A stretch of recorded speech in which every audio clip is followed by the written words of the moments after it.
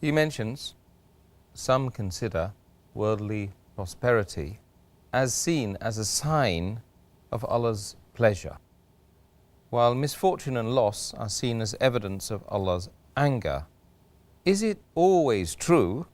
If yes, then why do many non-Muslims lead a prosperous life while many Muslims lead a life of poverty and misery in this world?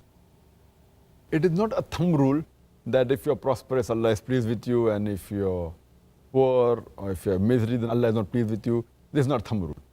Normal rule is that whenever there is calamity, whether it be poverty, whether it be misery, it is either a test for you or it's a punishment from Allah subhanahu wa ta'ala. Whenever there is prosperity, any good thing that happens, it's either a test for you or it's a reward from Allah subhanahu wa ta'ala. I'll give an example. That Allah says in the Quran, in Surah Anfal, that your children and your wealth are a test for you. You know, the good thing, the children and wealth is a good thing, but it's a test for you. On the other hand, it says in Surah Nisa chapter 4 verse 124, that whoever does deeds of righteousness, be it a male or a female, and is a believer, we will put him in paradise, and not the least injustice will be done to them. A similar message is repeated in Surah Nahl, chapter number 16, verse number 97, that anyone that does deeds of righteousness, be it a man or a woman, and has faith, he'll be rewarded for all the good he has done. So here it shows that anything good that happens, the wealth, children, it's either a test for you or it is a reward. And the reward is talking about Jannah. When any calamity befalls you, as Allah says in the Quran, in Surah Baqarah, chapter number 2, verse number 155, be sure we will test you with something of fear and hunger, with loss in goods, in lives, or fruits of your toils, and give glad tidings to those who patiently persevere. Here the test is talking about loss in wealth, loss in life.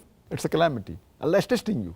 And those who patiently persevere, they'll be successful in this test. On the other hand, calamity is also punishment, as Allah says in Surah Hud, chapter number 11, verse number 82, talking about the Qawm Lut, that Allah subhanahu wa ta'ala makes the two cities upside down, Sodom and Gomorrah. And He showers brimstones, hard baked clay, layer upon layer. So this is a punishment. Allah says in Surah Baqarah, chapter number 2, verse number 216, that you may dislike a thing which may be good for you, and you may like a thing which may be bad for you. Allah knows and you don't know. It's further mentioned in Surah Namal, chapter number 27, verse number 40. Hada min fazli Rabbi. This is by the grace of thy Lord. And my Lord is testing me whether I'm grateful or ungrateful. This was mentioned by Sulaiman alayhi salam when he gets the throne in a wink. So he says, this is by the mercy of thy Lord. And he further says, the Lord is testing me whether I'm grateful or ungrateful. And those who are grateful, they will get the reward. And those who are ungrateful, Allah subhanahu wa ta'ala does not require them.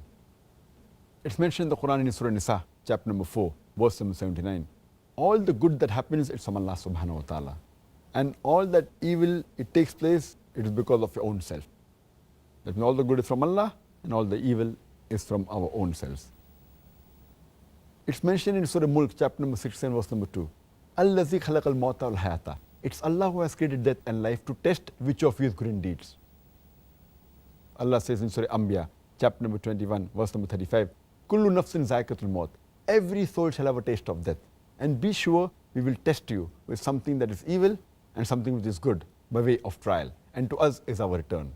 So we come to know that whenever there is a calamity, it's either a test or a punishment.